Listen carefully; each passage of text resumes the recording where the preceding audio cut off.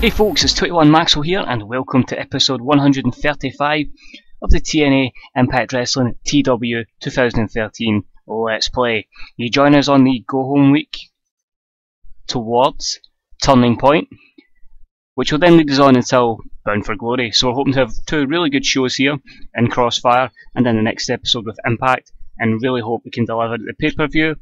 Because of course CM Punk fucked off. He left us and he's away to Hollywood, so we're going to hope the lesser stars of the company can basically do the job, build themselves up, and hopefully a few imports can help us get the good rating and increase the company's popularity and importance at the same time. So today, just 3 pre-show segments. A lot of the guys who want to push are on the main show, which is of course 15 segments, but just hopefully everything comes together and we have a rough idea where we're going towards Turning Point. I do have most of the card written out. I feel there may be 1 or 2 matches I'll announce on the actual day of the event. I feel like we've got most of the main guys covered, and some of the undercard. There's maybe 1 or 2 guys that we don't have anything for, and we might just give them like a showcase match to try and really increase their popularity with a victory on such a grand stage. So yeah, that is pretty much it. I don't think we've got anything else to cover. If we have, I'll add it in at the end of the show, but I'm pretty sure that is everything that's really happened since the last episode. Today we're going to be booking the show in the not the Great Lakes for once. It's going to be in the Mid-Atlantic, the Norfolk Scope Arena in Norfolk, Virginia. This was decided before I decided to go live with the video, so I know it's definitely there. I think it's roughly about 12,500 they have, so we're hoping to try and maybe just get under the full capacity, and really hope that that kind of has that spillover to regions roughly around about there. But yeah, let's crack on, and hopefully guys, you enjoy the show. So obviously double taping, so we don't have the attendance just yet. But our opening contest on the pre-show was a match that had some good action in average heat, as Chris Jericho and Hawkins defeat the tag team of Drew Galloway and Jesse Sorensen in 7:48, when Hawkins defeated Jesse Sorensen with a taste of pain. Of course, none of these guys are really together in a tag team, but it's always interesting to put different pairings together on the heel-face divide, and you never know, some people may mesh and it may work. You may have a new tag team out of nowhere. A decent C62, which is not bad, with 2 upper mid-cards and 2 mid-carders. Johnny Devine doing some good work at ringside for Jesse Sorensen. No skill improvements is disappointing. Dirt sheet has just negatives for everyone holding back. A couple of poor gimmicks, and Jesse Sorensen for not being a heel. Well, he's going to be a heel for the duration at the moment.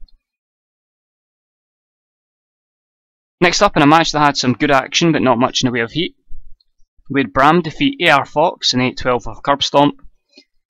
C-54, James Mitchell did some good work at ringside.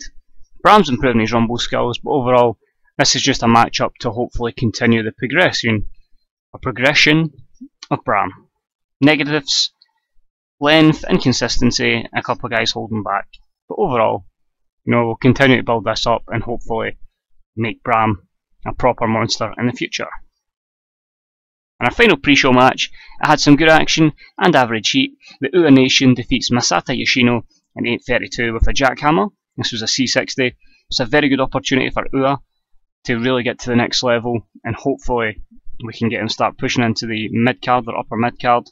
There are no skill improvements to be considered, and negatives here: booking decisions, length, low morale. We'll fix that with Yoshino. I think what we're going to do is probably give Ua Nation a new picture, because really I don't really like him with that hat on, and it looks a lot different from him in NXT at the moment. Our first match of the actual show and the actual taping, in a match that had some good action and average heat, the Killer Elite Squad defeated the Kingdom in 10:09 when Harry Smith defeated Paul Burchill by pinfall. The Killer Elite Squad make defence number 2 of the TNA World Tag Team titles. Obviously, the Killer Elite Squad, great chemistry. Harry Smith came out looking good in this C65 boutique contest. Obviously, a lot of the main teams in the tag division are now going to split up, so Killer Elite Squad will basically be building a division round about them and some lesser teams, just because really tag team wrestling is good, but we really need to be focused on solo stars.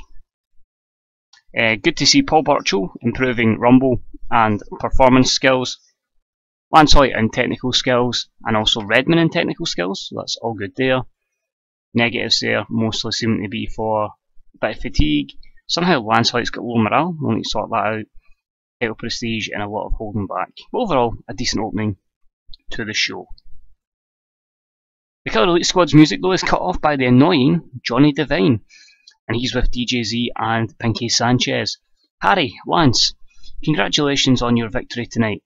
However, this Sunday, at Turning Point, thanks to the generosity of our general manager, Mr. Angle, your opponents for the Tag Team Championship will be none other than my clients, DJZ and Pinky Sanchez. So enjoy this moment while you can, and while it lasts, because this is our future, a future of divine entertainment. So just a D+ at 48, but it's getting these two over. Divine performed poorly in this segment, which is a shame, and overall, a few negatives there, but I'm quite happy that a tag match is going to be put together, and it brings along another storyline at the same time. We then had a match that had some good action, but not much in the way of heat, which saw DJZ defeat Spud in 7:18 by pinfall. This was a C+ 69, so pretty decent outing for two mid-carders. No skill improvements, no roid agent reports, and pretty much just a match to put DJZ over, so pretty happy with that and gain him some momentum, which he seems to be lacking. We then treated to an extremely short match where Colby Carino defeats RVD in 4:37. During the match, we also had Chris Hero run in and attack Rob Van Dam. It's a D+ 48. Basically, RVD's contract's up in less than a month, so he's going to be jobbing out to pretty much everybody because I've no interest in retaining him. Declining physical ability and all sorts, so he's jobbing out to everybody and giving everybody a boost that he can. Colby needs that a lot. Gets a poor match rating, but at the end of the day, Colby's only going to get better. So as you can see there, most of the decline in there is for RVD, or negative, sorry, and I'm quite happy with that. RVD's not, but fuck him. That's the way I'm happy with. Next up in a match that had some good action and average heat. Alex Kozlov defeated Mascara Dorada in 8:32 by pinfall. This was a C62. The colour commentary gave the match a boost. No skill improvements again. Dirt sheet again has a few negatives, but it is the X division. Kozlov should be getting higher ratings, but I think we'll sort this out eventually. And yeah, again, the 62 is not necessarily disappointing. I do have two storylines planned for the X divisions, which will more so take place at the next event. But you know, it's building up stuff, and I'm fairly pleased. It could be better, but it could be a lot worse. We've got to put it from that perspective. We then see Ricochet is backstage. He's polishing his TNA Central Championship, and he's admiring his briefcase because obviously he holds the case. But then out of nowhere, Bram attacks him. He throws him into the steel lockers in the locker room, and then into a wall. He picks up the case and then nails Ricochet with this. So what is Bram's motive for doing this? He then begins to laugh, and the Sinister Minister, James Mitchell, is right next to him, as both of them leave Ricochet lying there in a heap. So we're going to go with a Bram and Ricochet feud, just a very short term one to give both these guys something to do. And that is a B- 72 there. All positives on the dirt sheet, so I'm happy with that. Next up in a match that had some good action but not much in the way of heat. Davey Richards defeats Rhett Titus in 6:30 by pinfall with a DR Driver 2. The C- 54. No skill improvements. And the dirt sheet just has general holding back inconsistency. But another match to build up the rebirth of the Wolf, Davey Richards. After this, Davey Richards grabs the mic and says, "This is it. I go away for a while, come back with a new lease of energy, and this is what Impact Wrestling presents me. It's pathetic. It's not even a challenge. What's happened to this roster? Is there no one around here who can take me on and give me a challenge?" Out of nowhere, Rocky Romero's music hits and goes, "Whoa, whoa, whoa, Richards, Davey Richards. So you're looking for a challenge, you're looking for someone to take you to the limit. Then look no further than me, Rocky Romero. So if you think the competition isn't quite at your level, then how about this Sunday? We'll see if the Wolf truly has its teeth back and its bite back."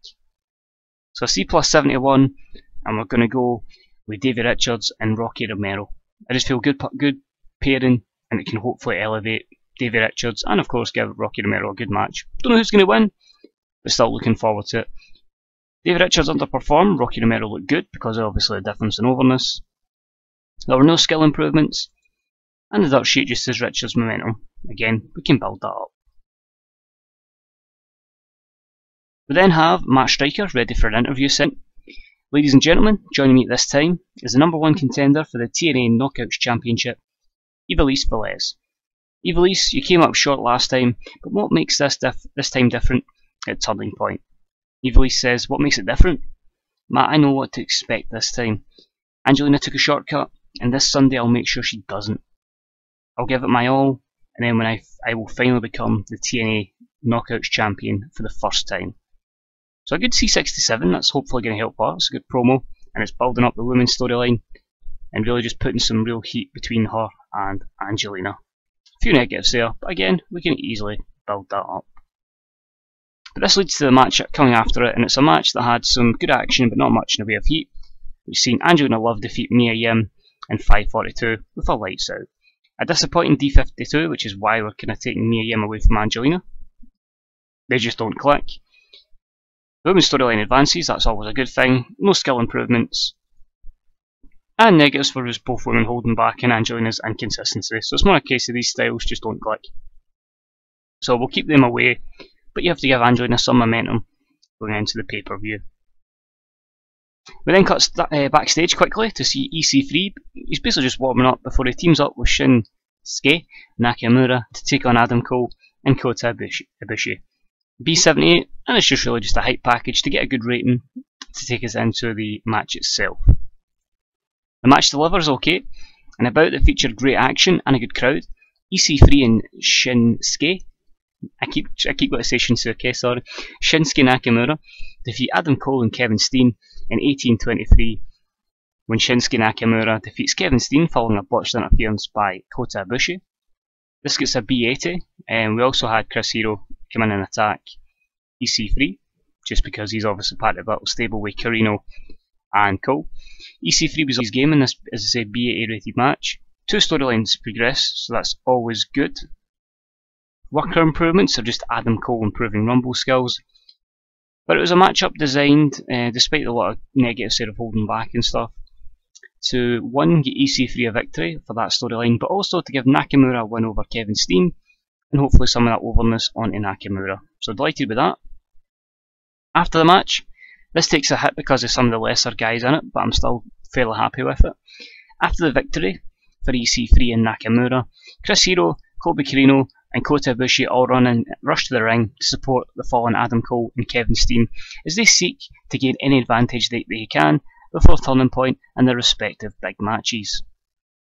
If a 5-on-2 beatdown ensues on the babyfaces, with Kevin Steen helping Ibushi with Nakamura, and Cole, Carino and Hero are all on EC3. Both of them are down before Ibushi nails the Golden Star Press onto Nakamura, and Cole hits the Florida Key on EC3 to put him down. All five of the heels stand over the fallen babyfaces, while Hero and Carino shout, "This is your future, TNA," while pointing at Adam Cole. So it's a C67, because you obviously bring in the likes of Carino and Hero, who aren't as over as much, but at the same time it's going to hopefully elevate them. EC3 was good. Colby looked lost. Continues two storylines, but that was the main thing to really try and push over the fact the heels have the advantage here. There'll be a lot of negatives, but again, it's just building up factions as well.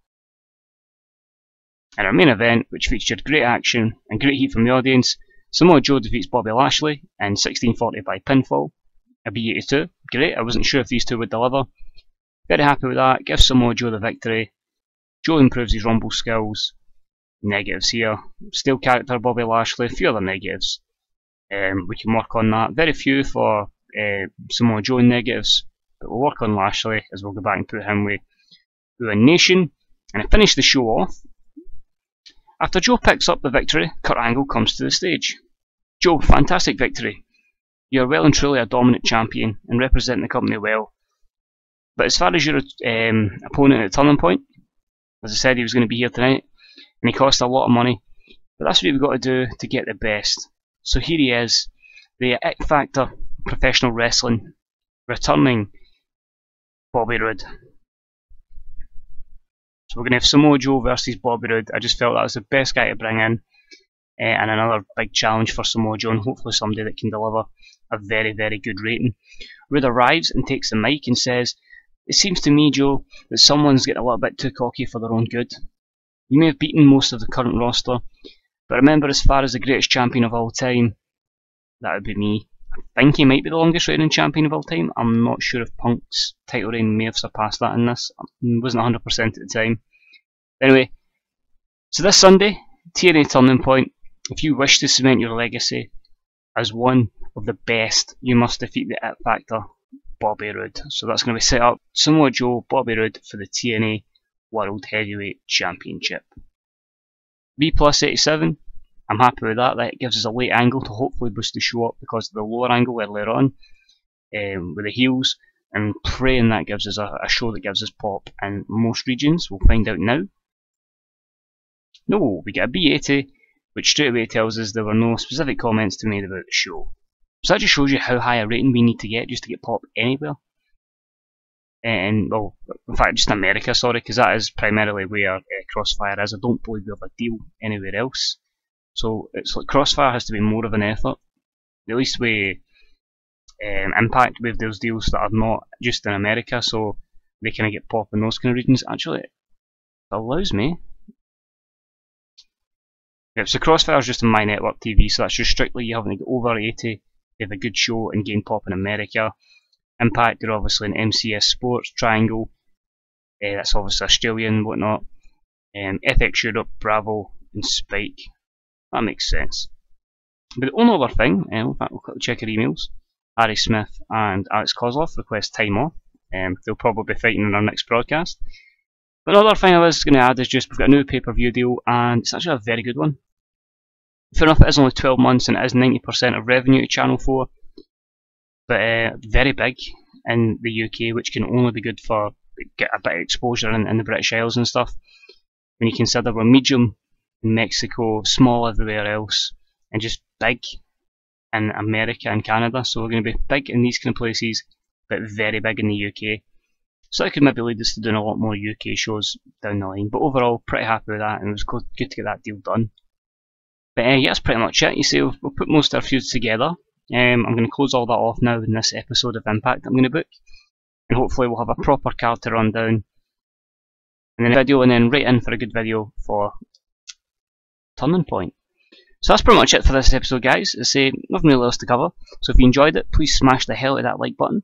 If you've got any comments on this, on TNA in general, on wrestling in general, how your TW save's getting on, any questions, either myself or somebody else can help you. That's what we're all here for, to make everybody enjoy TW and help others get better at it as well, including me, because I've really needed a lot of help at times. But apart from that, guys, take it easy, enjoy the rest of your week, and I shall see you hopefully for the next episode. Bye bye.